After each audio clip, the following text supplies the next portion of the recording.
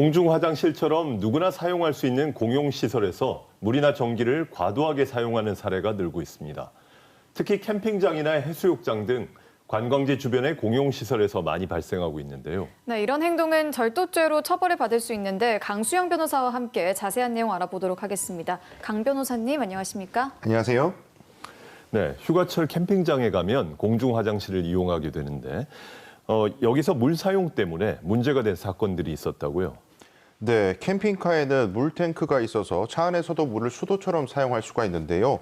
울산의 한 해변가에 있는 공영주차장에 캠핑카 한 대가 다가오더니 운전자가 화장실의 수도와 캠핑카의 물탱크를 호스로 연결을 해서 약 40리터가 되는 그 탱크를 물을 가득 채웠다고 합니다.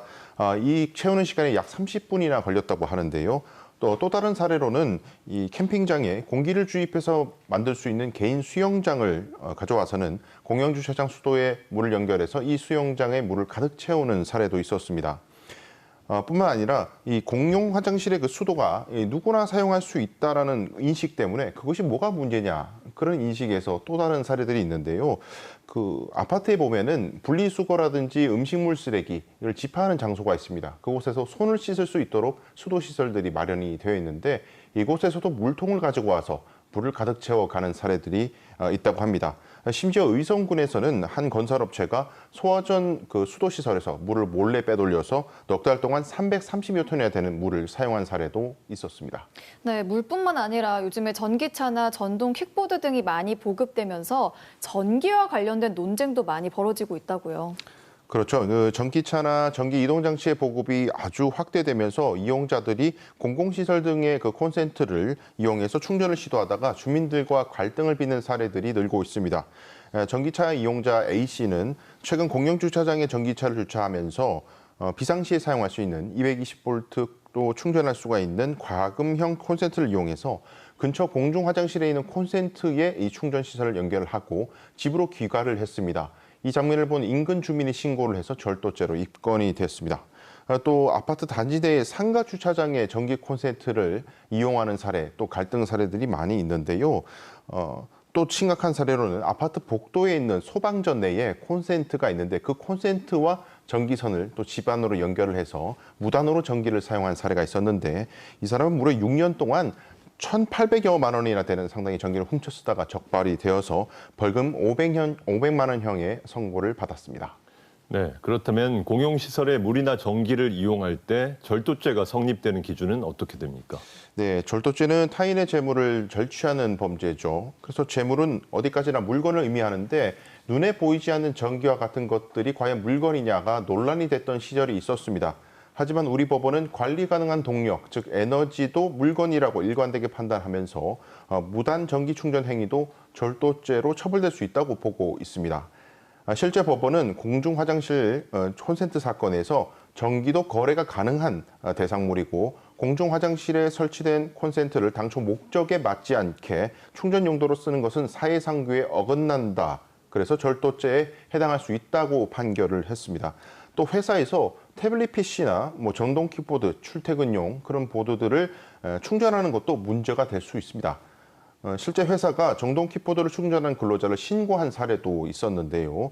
회사가 용인할 수 있는 상식선, 즉 사회상규에 반하지 않는 그런 행위까지만 괜찮고 이것을 넘어서는 즉 업무용으로는 도저히 볼 수 없는 충전 행위는 절도죄 성립이 가능하다고 보는 것이 맞을 것 같습니다. 네, 눈에 보이지 않는 전기도 절도가 될 수 있다면 와이파이 있잖아요. 와이파이를 몰래 사용하는 것도 문제가 될 수 있을 것 같기도 하고 좀 궁금한데 어떻습니까? 네, 영화 기생충을 보시면은 남의 집에 와이파이를 몰래 쓰는 장면들이 나오는데요. 네. 우리 법원은 이 전파의 경우에는 관리가 불가능한 것으로 봅니다. 왜냐하면 기본적으로 절취라는 것은 다른 사람에게 있는 물건을 나에게 가져오는 것을 의미를 하는데 이 전파라는 것은 가지고 오지 않아도 자연스럽게 비산이 되기 때문인데요.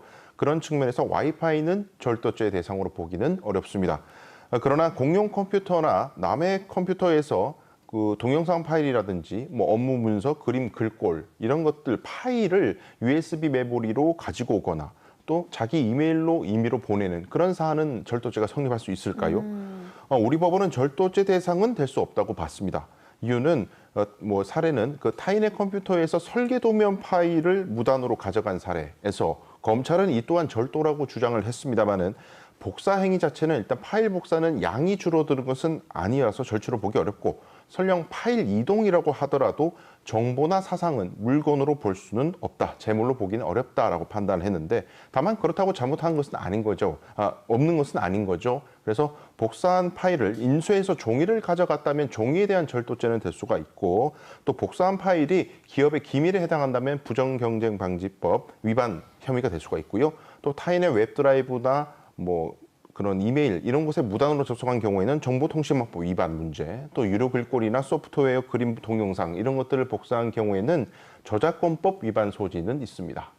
네, 공용시설의 수도나 전기를 함부로 사용할 경우에 결국 다른 사용자들에게 그 피해가 돌아갈 수밖에 없잖아요. 그러면 이와 관련한 대책들은 좀 있습니까? 네, 해외 사례를 참고할 필요가 있는데요. 그 공용시설도 해외에서는 유료로 사용하는 경우가 참 많습니다.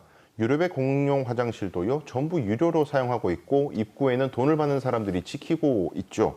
일본은요, 한 셀러리맨이 회사에 이메일을 보내기 위해서 나고야역에 있는 한 콘센트에 자신의 노트북을 잠시 연결해서 5분 정도 전기를 사용해서 1엔 정도의 손실을 입혔는데 이것도 절도죄로 입건해서 처리할 정도로 강력한 제재를 하고 있습니다.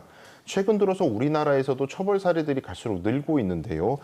시민 의식이 이제 부족한 사례다 계속 늘다 보면은 이런 식으로 그 공용시설의 운영 주체인 지자체 같은 경우에는 유료로 계속 전환하는 길을 모색할 수밖에 없고요. 실제로 제주도 해수욕장 일부는 이런 조치들을 하기도 했습니다. 곧 있으면 본격적인 휴가철이 다가오는데요. 모두가 함께 쓰는 물건은 상식에 맞도록 쓰는 시민 의식이 더욱 필요한 때입니다. 네, 친절한 법 오늘은 공용시설의 물과 전기 무단 사용 사례와 절도죄 성립 여부에 대해서 알아봤습니다.